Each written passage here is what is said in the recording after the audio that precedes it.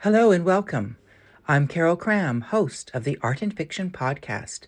This episode features Tea Gudek Šnajdar, author of Following Van Gogh, listed in the visual arts category on Art in Fiction.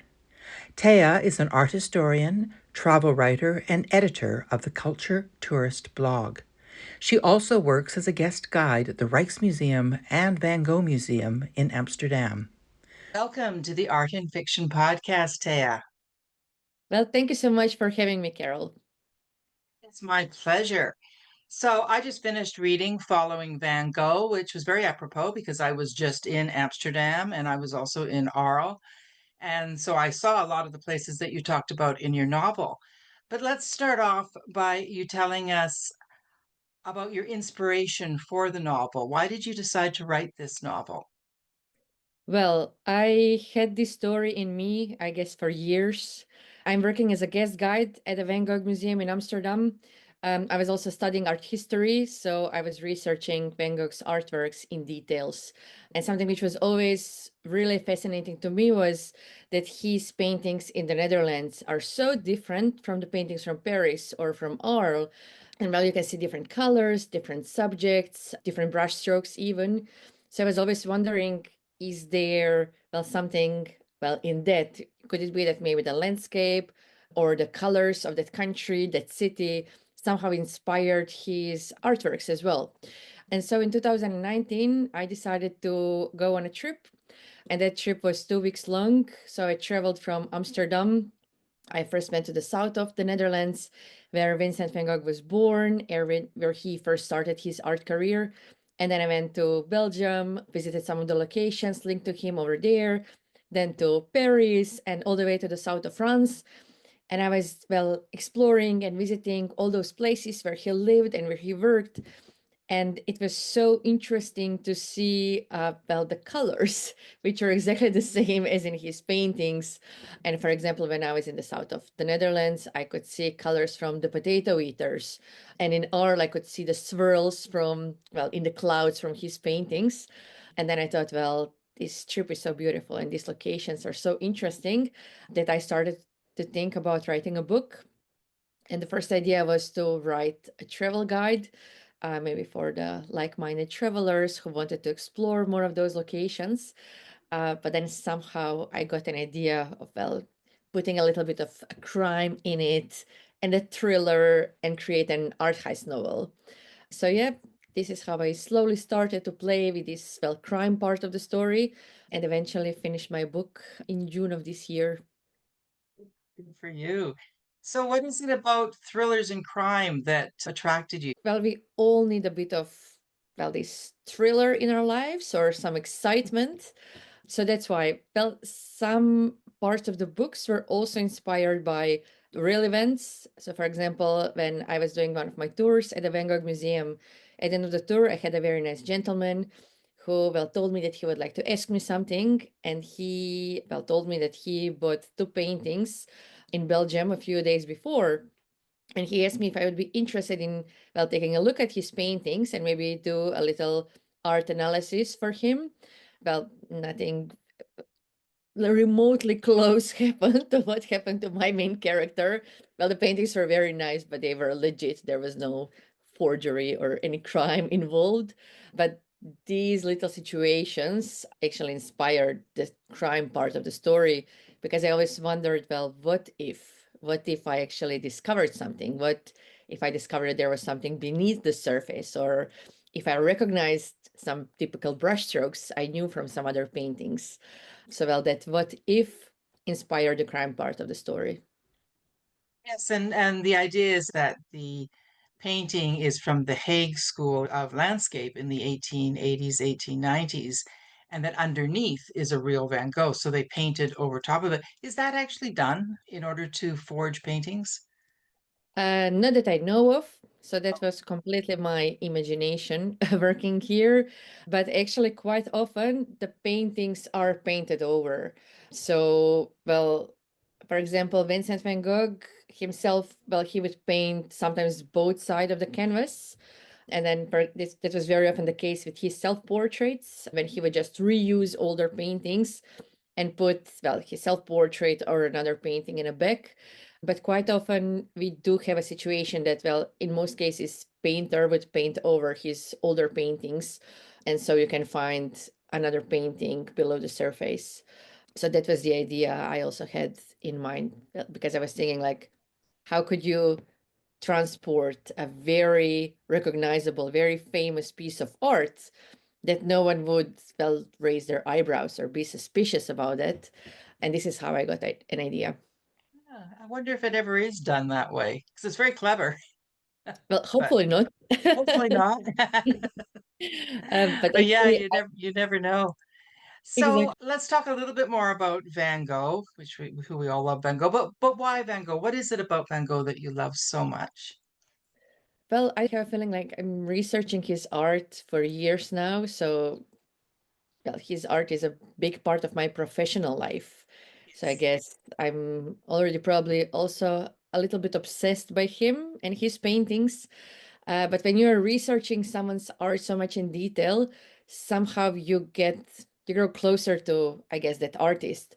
And something which is really particular about Vincent Van Gogh is that he documented his life in details, and we know so much about him. And not only because, well, the hundreds and hundreds of paintings and artworks he made, but also because of the letters he was writing. And so he was painting for 10 years, but he sold, well, only one painting during those 10 years. And he could focus only on creating art because of his brother Theo. And he was very important in his life because he was, well, encouraging him to keep on trying to pursue the dream of becoming a painter. But he was also like, he was very practical. So he was also financing him during that time. And at the beginning of each month, he would send him a certain amount of money for the rent, for art supply, painting material as well. And then I guess that Vincent Van Gogh felt like he should show to Theo what he was working on. So that's why they were sending letters to each other. Well, every few days, a new letter would arrive.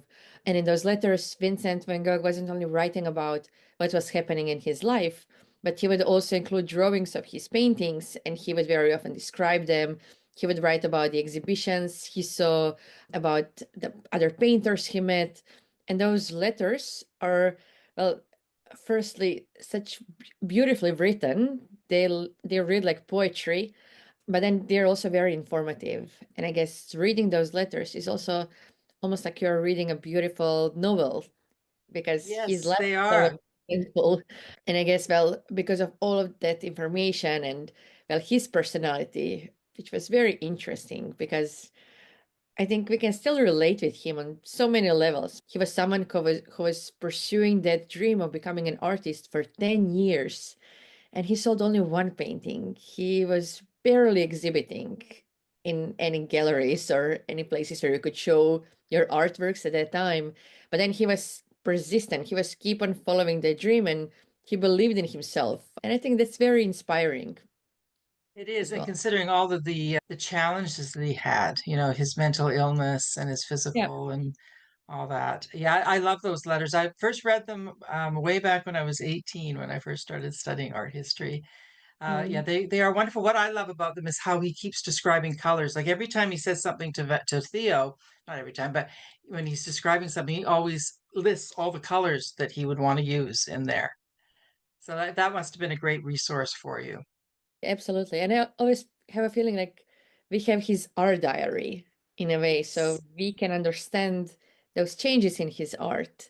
And it's also very interesting that he was painting for 10 years only, and then he changed so much during those 10 years. And he was It's basically remarkable. self-taught. So, well, to be able to work so much and to understand art so much that you can explore it and you can try out new things and you can be so innovative. I think that's also very inspiring about him. It is. He was always trying to grow, wasn't he? So you're a guide at the Van Gogh Museum in Amsterdam. So tell us a little bit about being a guide and how that's helped you understand Van Gogh even more. Well, I first started to work as a guide while I was still studying art history. So it was my student job. And this is how I got introduced to the guiding world. And I guess I always loved sharing stories about art and maybe making these sometimes complicated or complex art ideas understandable to everyone, because I think art is so beautiful and it gives us, well, same as books, same as with the books, it takes us to that imaginary world, in a way, more beautiful world, or well, the world where you can ask some questions and you can think about them. So, well, I started to work as a guest guide at the Van Gogh Museum in 2016, and I'm mainly working as a guide for smaller groups or private tours. And it's always very interesting. Someone recently asked me, "Oh, but isn't it boring repeating the same old thing every single day?" But actually, because of the people I'm guiding, it's always different because I'm always getting these different questions. And well, even after about 10 years of working in the same museum, guiding and well, showing the same paintings, I sometimes see those paintings with a new pair of eyes because of the questions people will ask, or things the paintings remind them of, or yeah, so that's quite interesting. One of the wonderful things about Van Gogh's painting, you kind of see something new every time you look at them, don't you? They Absolutely. really are endlessly fascinating. Yeah. Yeah. Yeah, I was, as I mentioned, I was just in the Van Gogh Museum about 2 months ago, and there you really see your books practically laid out there because you've got the really early work where it was very dark, and then right up until the work that he did in Arles, and then towards the end when he got really abstract towards the end, didn't it? His work. But I always try to show with those paintings, and what I think you can definitely see with his paintings at the Van Gogh Museum in Amsterdam, because they are displayed in chronological order, you can see those changes so well. And when you're looking at his artworks in the first 5 years when he was living in the Netherlands, the colors are very dark, and you can see that he was still like he wasn't really aware so much about of modern art and all the modern styles in Paris. Then he arrived there, he was experimenting with these different styles, and then in Arles in 1888 you can see that his art came to its peak. So he's producing all those different paintings like the sunflowers at the same time with some of the blossoming orchards, or his bedroom in Arles, and those paintings are quite different from each other. So you can see that progress in the years towards his time in Arles, but after the mental illness appears more in his life, you can feel, I think, more of his emotions. And this is where paintings are becoming more abstract, because Yeah. I think you can feel, I guess, the rhythm of his emotions or anxiety. And these are the things which are also so, I think, close to people and which speak to people who are looking at these paintings today, 150 years after they were finished, because you can relate with him somehow and you can understand these emotions. I think that is one of the big draws with Van Gogh's work. You're right, is how we can see our own emotions mirrored in them. So let's Absolutely. move on to the novel. Your main character, Lizzie, is a lovely character. I really liked her. So how did you get her to sort of grow and change in the novel? What was your sort of arc, your journey with her? Well, that was quite hard part of writing it, because I wanted to show, well, I wouldn't say a good character, someone with good characteristics, but I wanted to show that at the beginning she was scared. She felt that she is at a turning point in her life. She had all that emotional baggage from her childhood. And when she was put in that quite dangerous situation for her, this is when she's starting to grow, because she realizes that she should rely on herself. And I mean, she was doing that even before, but now, well, that situation gave her courage to do some bolder things. And I also wanted to show that, well, sometimes she would do some bad decisions, or she wouldn't be the wisest person, but well, she was growing. She is someone who, well, is relatable in that sense. So I think that was the idea, to show someone who was lost a little bit in her life. Yes, and that's exactly what you did with her. And of course, that is the challenge, isn't it? When as an author is to get your characters to change because they need to be different at the end than they are at the beginning. So, would you like to do a short reading from your Yeah, novel? of course. So I'm starting with the beginning of the book. I wanted to read the first 2 pages. Is that okay, or you think it's too long? No problem at all. That sounds perfect. Okay. He looked at the painting and his heart pounded. It was fantastic. A portrait of a young woman in a light red dress. Her hair was so dark he could even see some blue accents in it. And that background. The space behind the woman was filled by a dark green cypress tree, which seemed to be still yet moving. He wouldn't mind hanging this painting on the wall of his own living room. The thought made him smile, and his nervousness eased. Maybe one day he could ask to keep one of the artworks she passed to him. A tram swept by outside, making the building tremble. He looked through the window and down at the street. The famous painter had lived just a few blocks away from here. Not many people knew that. The coffee machine stood in the corner of his small studio space. He placed a cup on the holder and pressed on. The scent of his favorite drink filled the room, and he tuned in to his work playlist. Great paintings should always be accompanied by great music. His coffee cup steaming in one hand, he opened a wooden box filled with painting materials with the other. Which brushes would he need? A wide brush, two medium sized ones, and a small one. The box also contained colorful paint tubes. He selected some white, black, brown, blue, and green. The days were gradually getting longer, meaning he had more daylight and the ability to work later into the evening. It was great she'd found him this studio, because he could now work pretty much whenever he wanted, although he still preferred painting in the mornings when his creativity flooded more effortlessly. The workload kept increasing, and having the studio meant he could more easily meet demand. The birds chirped loudly outside. He liked them. They reminded him of the slow days of his childhood. He set a coffee cup down and reached for his gloves. Putting them on took a bit more time today because his hands were shaking slightly. He took extra care placing the artwork in the aisle, and he examined it more closely, fascinated by its beauty. Sitting face to face with a masterpiece always made him feel humble. He gazed nervously at the painting. The brushstrokes were so vivid. He leaned to the side and looked at the artwork from a different angle. Great. The surface was mostly smooth, and the artist hadn't used a thick paint, which would make his job much easier. Smiling, he brought a cup to his lips, inhaled the dark scent of coffee, took a sip, and set to work. It's fantastic. And actually, now when you read that, after I've read the novel, it actually makes sense. So people should go back and read the beginning after they finish the novel. Yes, I was really trying not to give too much up.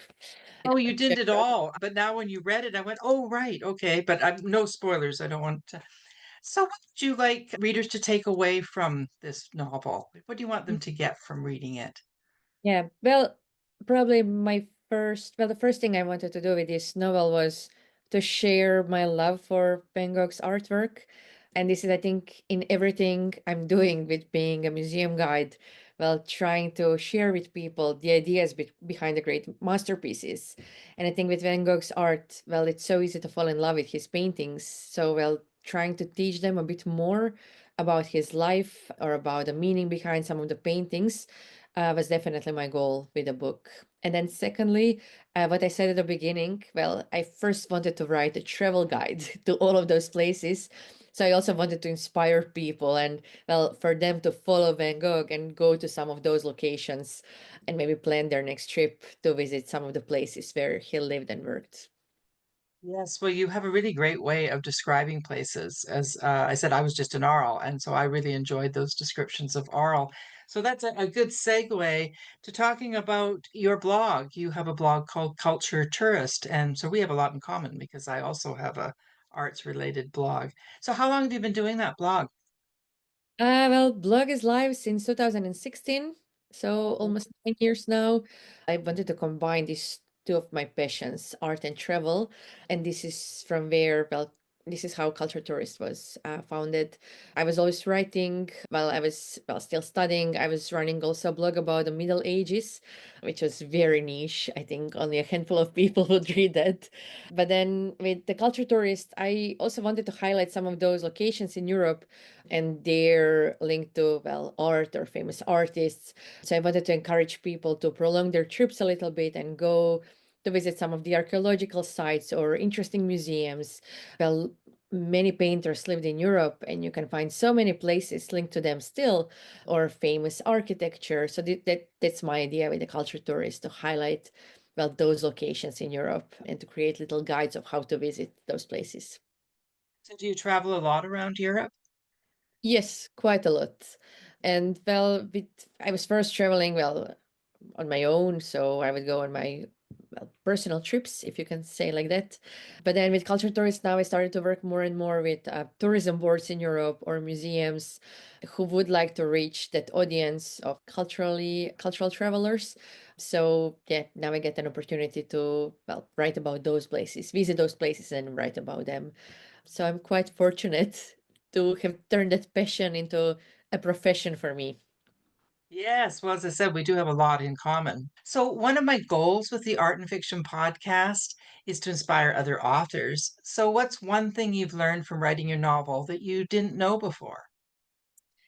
One thing I learned so many things along the process. This is my debut novel, so I didn't had any experience writing fiction before this.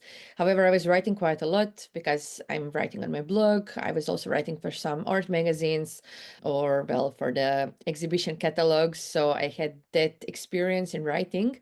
So when I got this idea of writing a book, I thought, I'm an experienced writer, so that won't be a problem for me. However, it was a problem. And especially because I wrote it in English, which is not my first language.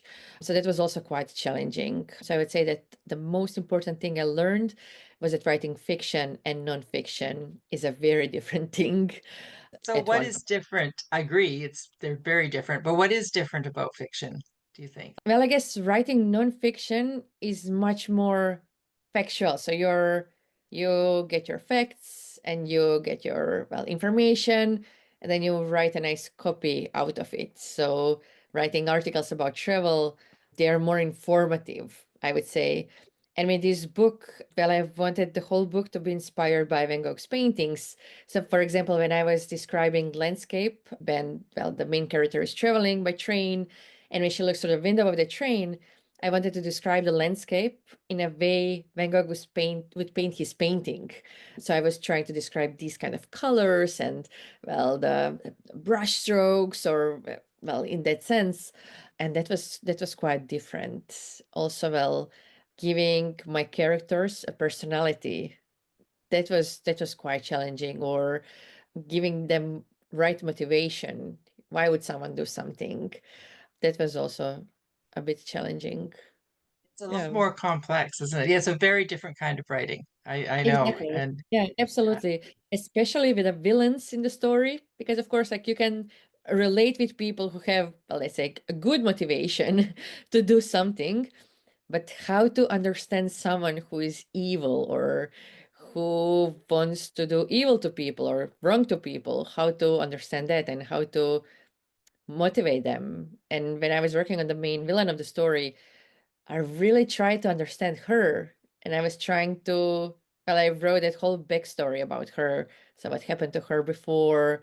Why is she behaving in a way she behaves? And I think that was also quite different from writing nonfiction.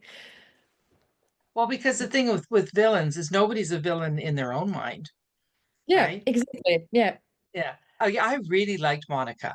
It's Monica, right? yeah, She was a great character, and yeah, she was not actually 100% evil. yeah. You did manage to give her some good qualities, which Mhm. is what you have to do with a villain. It's very challenging, I know. Yeah. Yeah. So that's what was really hard for me. They worked on the characters, create that motivation they have and the reasoning and how are they justifying that to themselves. I think that was very important for me, that like you said, everybody believes they're good. No one is evil or wrong in their own stories. some things you would never do, or you cannot justify how well someone else is thinking in a way that's fine for them. So that's something which was, yeah, a bit challenging, I would say. It's because you have to be very careful not to write black and white characters, right? Because nobody's all good and all bad. That is one of the big challenges of writing fiction. Yeah. Yeah. So, are you writing another novel? Are you working on a new one? Have Well, you if been you would bitten have by the bug? seen, well, if when I published my book, I got the same question at a book lounge, and I was, no, never. This is one time thing. I cannot do it again. I was working on this book for a year and a half, and well, it was well next to my work and my well everyday life. And during that year and a half, I moved a few times. I moved to another country as well. So, well, although I was saying, well, this is going to be a very calm time for me in my life, so I can dedicate that time to work on a book, it was actually quite challenging to find enough time. So I felt so tired and maybe a little bit burned out at the end of that well writing journey. So I was very positively sure I will never write another book.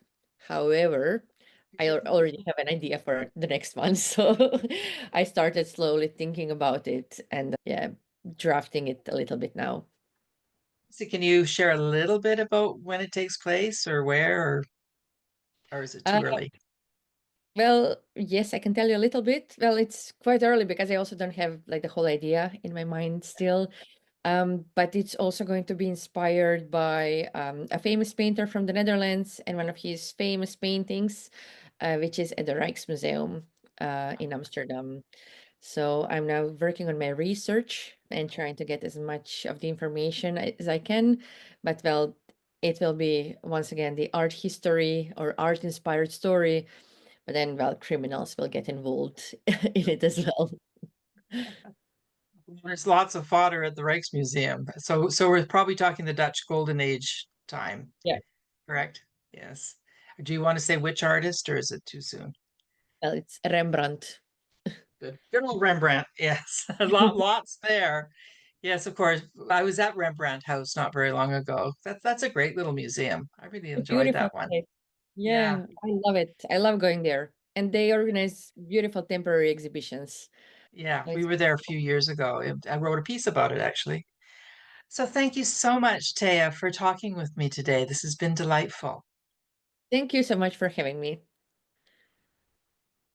I've been speaking with Tea Gudek Šnajdar, author of Following Van Gogh, listed in the visual arts category on Art and Fiction at www.artandfiction.com. Be sure to check the show notes for a link to Tea's website at www.culturetourist.com. If you are enjoying the Art and Fiction podcast, please help us keep the lights on by making a donation to the Ko-fi website at kofi.com/artinfiction. Also, please follow Art and Fiction on Facebook and Instagram. And don't forget to give the Art and Fiction podcast a positive review or rating wherever you get your podcasts. Thanks so much for listening.